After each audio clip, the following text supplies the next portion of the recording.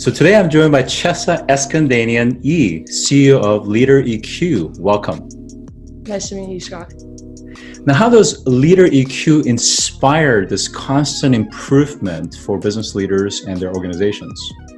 I think we're just a means of connecting people with the right coach. And once you find that right coach, it's the process that shows itself of how amazing it is. I always like to compare it to athletes. Every athlete has a multitude of coaches, and the same should go for business leaders. We have to stay on top of our game. And instead of doing push-ups, we're doing emotional intelligence exercises. I love that. Emotional intelligence exercises. Great. Now, one of the interesting facts is that you've actually started this company along with your mother, Katherine, right? Yes. What was the rationale behind that? I don't know if it was necessarily any rationale per se, but she had a talent acquisition business, and we were working together doing that. I was helping her out through college and high school, and she coached all of her clients and candidates. And all of a sudden one day I was like, why is this not more accessible, this coaching? Because there was a clear disparity between the people that she coached and those that wouldn't call her for their coaching, and those who got the job and those who didn't. And that correlation was eye-opening for me. And I thought, why isn't this more accessible to more people? Well, mainly because there's only one of my mom, but there are coaches all over the world that help people become their best. And sometimes all it takes is that outside sounding board to bounce your ideas off of. Yeah, terrific. Now, of course, there are many coaching platforms that brings those coaches to executives as well as just everyday people. Now, one of the things that makes LeaderEQ interesting is your specific AI algorithms that tries to create this best fit, form fit, based on the experiences, habits, personality, as well as culture and other values. Tell us a little bit about how the algorithms work. Yeah, so we've taken a few things into consideration. One is personality type. We use the 5 big factor personalities, which deducts about 50 different subcategories. And that matches you with a compatible coach for your personality. But we also take into account skill set, years of experience, what your work habits are. What are you looking to improve on? What do you want to improve on? And what does your manager or someone or your peers want you to improve on? So that's all taken into account. And then you're matched with 3 coaches, because at the end of the day, coaching is an intimate journey that leaders have to open up about, and opening up about your areas of improvement is incredibly vulnerable. So we wanted to leave that final decision in the hands of the leader. So I want to talk a little bit about the personality aspect that you're talking about, which is that oftentimes it's pretty common from a study perspective that leaders will often hire people underneath them that are similar in Myers-Briggs or personality traits, which turns out that isn't always optimal. Sometimes in a team setting, you actually want to have complementary or sometimes even slightly contrasting set of personalities. So how do you define what is considered compatible?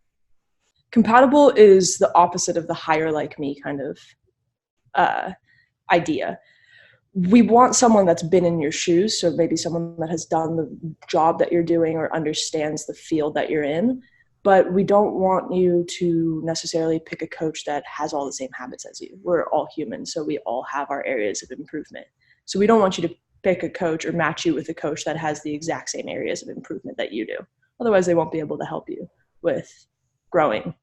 The hire like me is also like a very dangerous area to get into because it helps reinforce bad habits. And what we're really trying to do is break down those bad habits and create new ones. Yeah, I could see how your business is very data-centric. And tell me about kind of the original data set around the algorithm. And of course, it's only going to get refined over time. But the initial set of algorithms, where are you basing this on? And is some of it supervised learning, where humans have to effectively feed it in terms of compatibility and fit? So part of it, we worked with 2 Stanford behavioral scientists to build out. So the data set mostly came from that. And then there's also a lot of research just on the 5 big factor personality traits. The rest of it is all human fed. And Yeah, so it's a combination of those three things. We didn't want it to all be just the new executives and coaches that were on board. Sure.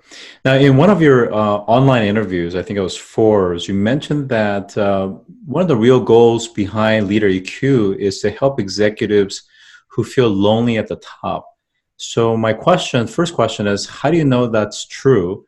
And second is, why not match them up with friends with similar interests or even other executives for pure mentorship? Why coaching?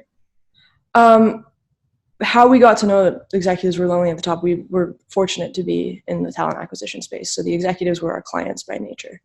And that was a sentiment felt by everyone we spoke to.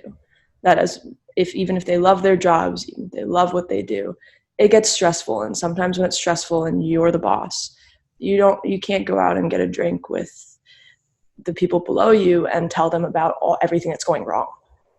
It just kind of weakens company morale a little bit if you're a little bit too honest. In terms of why not doing it with friends or a mentor, coaching is just a different process. Coaching is a set timeline where you have a specific set of goals and you go through that, and it's just a regimen that you go through. It's like working with a trainer. You can go to the gym and work out with your friends, or you can hire a trainer to really get those like absolute results. Coaching is also a means of being reflective as well as having a sounding board. So I think there's a stark difference between friendship, coaching, and mentoring. All three are necessary, but coaching definitely does fall in its own category. Terrific. Now, in the rising era of artificial intelligence, where many reports indicate that a small but a sizable segment of the population are going to be displaced, or cannot or will not be retrained, how does coaching prepare those people in the era and still be in the era of AI and automation and still be relevant? I think coaching just really keeps people on their toes. A lot of us think that classroom learning stops once we leave college, but coaching is a means of kind of bringing that classroom learning into the workplace. And instead of learning theoretical, you're learning very practical things of how to keep yourself at the edge of technology and always improving in terms of where innovation is going to go. Now, in terms of the progression and the evolution of coaching, where do you foresee the executive coaching kind of changing and evolving in the next few years? I think for one, just becoming a lot more accepted. There was a huge taboo around the idea of coaching, that it was usually the person in the company who was executing incredibly well but had a bad temper, per se. There was a Harvard Business Review report on this one executive who was the rainmaker of his firm, but he had a terrible temper and everybody hated working with him. And coaching was that means of increasing his EQ as high as his IQ was. We don't want one to compensate for another. We want both to come together and work together. Yep, I agree. Tell me about maybe your greatest product innovation failure and what lesson you learned from it. Greatest product innovation failure. I would say it had to have been, we tried to do everything at once. Incorporate all in our like beta product. We tried to incorporate video, chat, calendar, and everything kind of worked out about halfway. And what it taught us was we need to focus and not try to do everything at once and really make the product, figure out what the pain points were and what we really needed to focus on, and stop trying to solve everything and start to try to solve one thing at a time. Yeah. Great advice. So on that note, I've been joined by Chessa Eskandanian-Yee, CEO of LeaderEQ. Thank you. Thank you.